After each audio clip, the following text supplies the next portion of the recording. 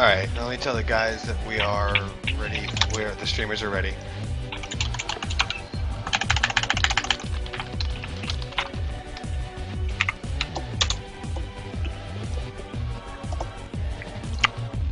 And you have to stream from Lexi now, right? Mm-hmm. I have control now, yeah. Okay, cool. That's not me typing Lexi, that's him. And it's on a headset that's actually over Skype. Yeah, I have a very loud keyboard. You type like a machine gun. I need to remember to not lean forward towards my keyboard during the course of this. This was always a point of contention in my team. That's why they wouldn't let me play Rise or Cassiopeia. Because you'd be like, da da da da da da. Well, the running joke was that you could always tell when I was doing something. Right. So, this game we have right here is going to be Tugawin Gaming versus Team DRGN. Do you have any insight on either of the teams you want to have before we start this up? I really don't have any insight onto either teams. I believe... Well, actually, I sort of do. One second. I got corrected on the pronunciation. It's Tugwan. So, yeah, go ahead. That's actually one of the insights I have is that their name comes from apparently one of either their members or one of the friends of one of the members of it got asked at World Championships what they thought the outcome of an event, of a match would be, and they said 2-1. And it was a best of 5, so that didn't really work out that well. So they picked that up as their team name, but we, my old team, O&M, we actually faced them once and got pretty badly stomped 2-0, so, I mean, massive respect for them. DRGN, I know, have been performing really well. They sort of got in a bit, I want to say late into the game, because I don't think they were there for the first couple of weeks of the tournament itself, but I know that they came in and did, for the most part, really well and worked really hard to get here. So I'm kind of excited to see this matchup because it's a team that beat me completely and a team that I just have respect for the amount of work they put into it. So it should be a good match either way. Yeah, it should. I've faced both of these teams. Wouldn't say we did badly, but both of these teams are able to have been able to maintain strong pressure and have some knowledge and control over objectives. So what's going to be really interesting is going to be seeing when they get to that section. Okay, we are now in Champ Select. Yeah, I'm certainly looking forward to see how each of these teams do once we get a bit more into the game. I've noticed a lot of the matches I've watched today have been almost a bit one-sided, where one team will really control everything that's going on, the other team just sort of lets them. So I'm sort of hoping that both teams will be able to have a bit more of a presence than usual as we see the Jace band coming out from Tuhuan. Yep. Let's see. Is that working? No, it's not. Damn it. Shen band coming out from Team DRGN at this point, and a Draven band coming out as well. So I'm not certain if those are targeted at all or if those are just sort of, we don't want to face that. I haven't had a chance to research what these teams plays. We see also a Nautilus band coming out for DRGN at this point. And we're also seeing the Hecarim ban and the Malphite bans. That'll be 6 we go as Tuhuan goes immediately for that Amumu pick for jungle.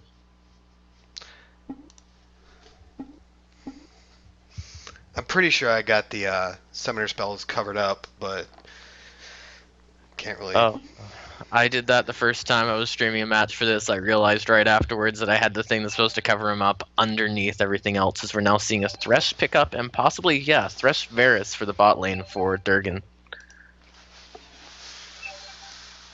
So with that, they'll be looking to sort of lock someone down and kill it. So I'm not entirely certain if I would be all that comfortable personally picking Sona into it, but that Sona MF lane should be fairly strong as well, with the poke coming off of it.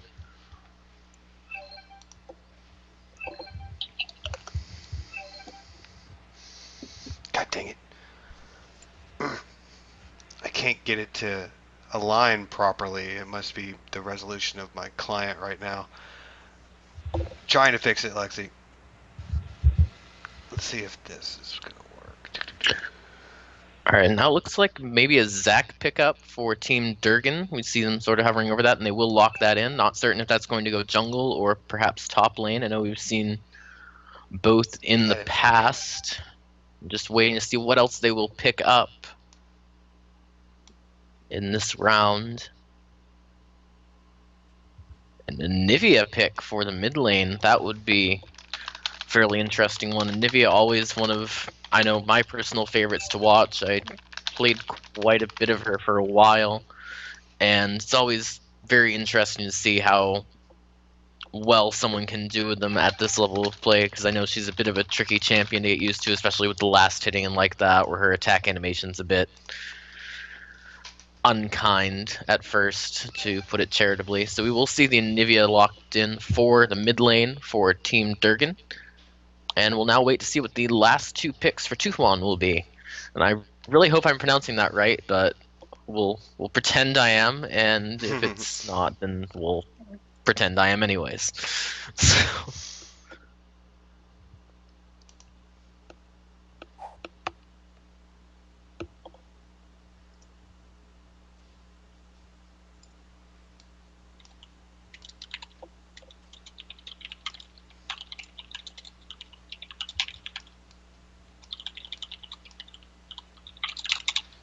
it looks like we might see an Oriana and possibly, yeah, Oriana Garen in for 2-1 at this point. So a lot of, that's actually a very, very strong AoE comp that we're seeing off of them between the Amumu and Sona ults, in addition to the Oriana ult and Misfortune ult. So it's sort of the press R to win comp at this point. You know, Kennen, however, very interesting with that as well. So we will see on the Tuhwan side, we'll see Amumu, Misfortune, Sona, Oriana, and Garen versus Team Durgan's Thresh, Varus, Zac, Anivia, and Kennen as we go into, well, we soon will be going into that lovely 3-minute delay period where get to sort of go over everything and discuss what is going on.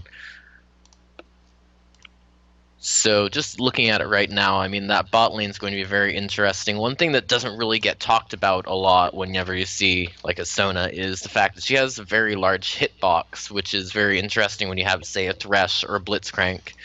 It's always why I liked, if it wasn't banned, picking Blitzcrank into Sona, because you have that very, very large, slow-moving target that you can hit fairly easily if you have the need to do so. Jungle, I mean, not really much to say there. You have two different sort of supporty CC bots. Zac brings a bit more damage to the table, but Amumu brings down that huge AoE lockdown on his ult, which will be synergizing somewhat with the ultimate coming down from Oriana as well. The Shockwave, very, very strong in a AoE comp as well. You usually see it with like a Malphite or something like that. Of course, Malphite banned off of Team Durgan's side, but you'll generally see it off of Malphite like that, because you have that knock up and then pull them all in. But the interesting wrench in the plan there is going to be the whether or not they can get everyone into a good position to execute everything, because you also have things like Kennen and Nivea who both control zones very well, so it's going to be hard for them to get sort of into a good position to fight them the way they want to. I could definitely agree with you there because they both seem to have strong AoE compositions. But in my opinion, if it was a full-on, clear-cut fight in the middle of a lane, then I'm gonna have to give the team fight personally to Team Durgan because they're not going to be, if both teams just initiate their all-out AoE, I think Team Durgan's going to have the advantage because their three that are going to be in there are stronger overall in tankiness than just Garen and Amumu, whereas Thresh and uh, Zac are going to be able to disrupt the AoE composition, and Zac is going to be able to just bounce out of it and get straight to the carries and mess up whatever it is they're doing during the fight, whereas Garen and Amumu can't necessarily do that because they have to go. They have no initiates that gets them past the meat walls. Yeah, I somewhat agree with you there, but I think generally what we might see happen coming into this, when if you have a fight like that just on completely neutral open grounds, it might almost just become a game of who can hit something first. It'll be sort of almost a game of chicken, as who can, whichever team will be the first one in there with a good initiation will be the one that wins the fight. It won't necessarily be, this one's stronger, because what might see happen is just that lockdown off of the Tuhan side, or just they get a good thresh hook off on Durgan's side and blow something up. Either way, that's going to tilt the fight in whichever side's favor. So I think it'll probably come down to the Thresh and the Amumu in those team fights, whether or not they can get a good pick off or get a good just 5 of them together. I can agree with that, definitely. Because, like you said, nothing's going to be clear cut in this game. They're both going to be avoiding instant, just straight up fights. I think Tugwan is probably going to go for their fights in not in lanes at all. It seems like they're probably going to go for the fights into more of the jungle chokes. So I think Yeah. if they get their picks on the fight zones, Tugwan would have those advantages. But if oh crap, not again. Um, if but if Durgan, sorry, gets their choice, they're gonna have the advantage if they get to surprise them with possibly a thresh hook, like you said, or Zach coming from out of anywhere and landing in the middle of them and making panic ults happen. Yeah, I think it's just sort of going to come down. Like, I know I said sort of who flinches first in terms of who lands something, but there's also an element of who flinches first in terms of who sees a good opportunity in the jungle as well. I mean, that's sort of what you're saying, is that whoever sees the opportunity first is going to need to take it. So it's actually going to be a very interesting match, in my opinion, because it'll be sort of this chess game between the two sides as to who can get the other side into the position they want them to be in, and then work off of that. So it's going to rely very heavily on both teams, A, controlling the map very well, and B, being very decisive when it comes time to put the foot down and actually make something happen. Because the way this game I see going is these teams are going to have sort of one chance to make something happen, and they need to be willing to pull the trigger and make that thing happen when the opportunity presents itself more than anything.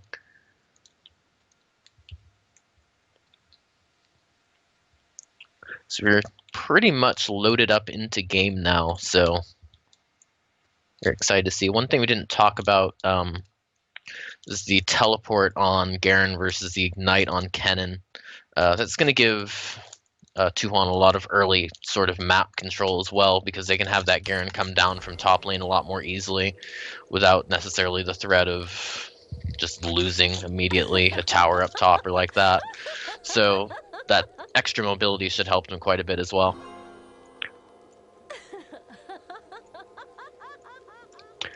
Now, seeing the items coming down, we see pretty standard starts off of both teams. This sort of becomes standardized. Rejuvenation beads start on Thresh versus Fairy Charm on Sona. Nothing really that interesting there.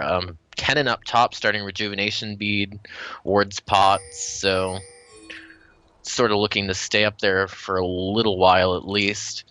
And Garen starting with a Null Magic Mantle as well, so he's a bit afraid of that early poke from Kennen. So we see 4 members of Durgan over here coming around the side. 30 seconds. They might having catch a- a Mumu out here. I'm hoping that doesn't happen. I might have to go back and switch to that here in just a second. It seems like my client is not letting me move left or right on this screen. Ah, here we go. Yay. All right. I'm going to back it up on Well, the now, my view of it so I can go back and review that. Well, it looks like never mind. I won't have to. But purple team has a ward right there in that bush. Minions have Both spawned. teams have a ward in Amumu's blue. Durgan's moving back to their blue area. Yeah, both sides playing very defensively at this level 1 so far. Durgan just sort of forced themselves in there to put that ward down, and then backed off immediately. They didn't want anything to do with fighting Tuhan in their jungle, and Tuhan pretty much wasn't even there for it, so at that point, I mean, they couldn't really do much. They're just interested in making sure Mumu gets that early blue. I know it's usually a fairly common tactic to just invade and take Mumu's blue early, because it's sort of the almost hallmark of a Mumu jungle of just, if you get your blue stolen, you're screwed, basically. Yeah. Is generally the way it goes. And another important note is on the side of Tuhan, we did see actually the mid and top laners take the Wraith camp off of Zac, which allows them the early experience advantage. It's going to be very helpful for both of them, especially, I would imagine, up top in that very interesting Garen versus Kennen lane that I haven't seen in a very long time. Well, I'm having as we a little bit of a mouse pointer issue. It seems like my mouse is about an inch off on my screen from where it should actually be. So I'm having to move everything by arrow pointers. So I understand. Technical issues sort of just happen from time to time in any sort of esports application, sort of general saying esports is a vehicle, and sometimes it doesn't really want to start in the morning and the tires are a little bit This is flat. going to be interesting. A lot of folk.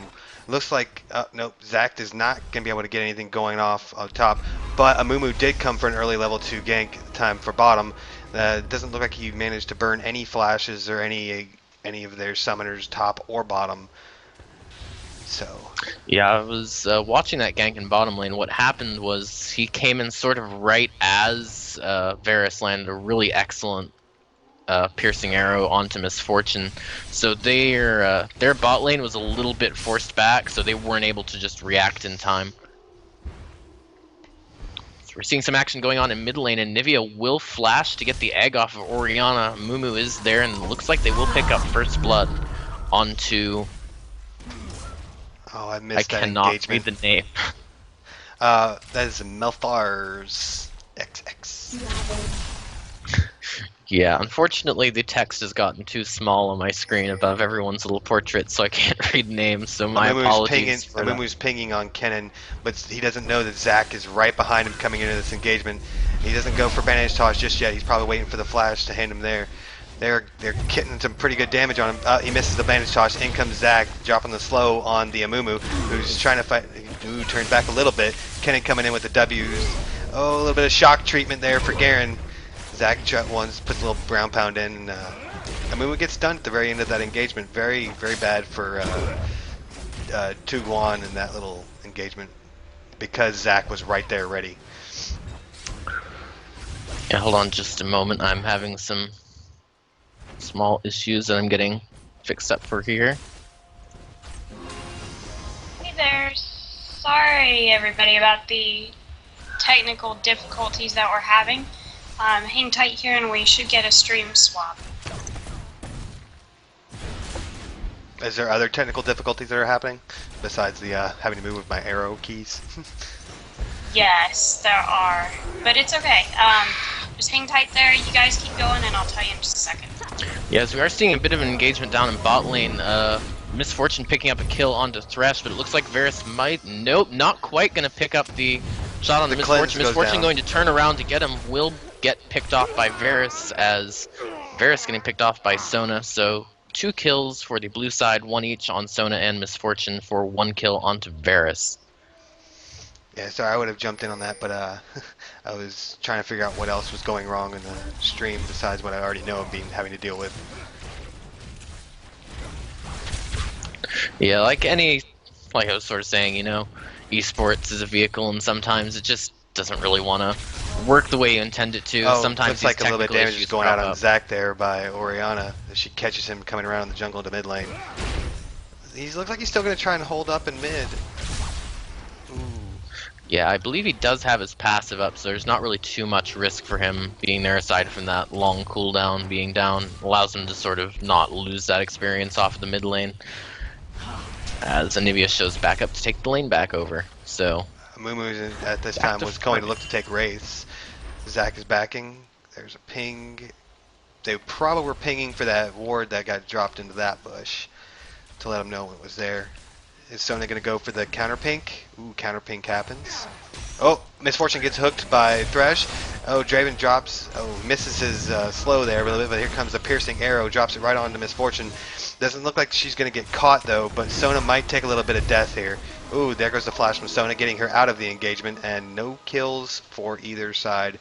But it did take out the flash of the Sona and Misfortune. yeah, that No, was a no bit cleanse, though, unfortunate. surprisingly. Alrighty, and we are here ready to swap over, so if you will drop stream, let me know when, and I'll pick it up, and you can continue to cast. Okay. Dropping in 3, 2,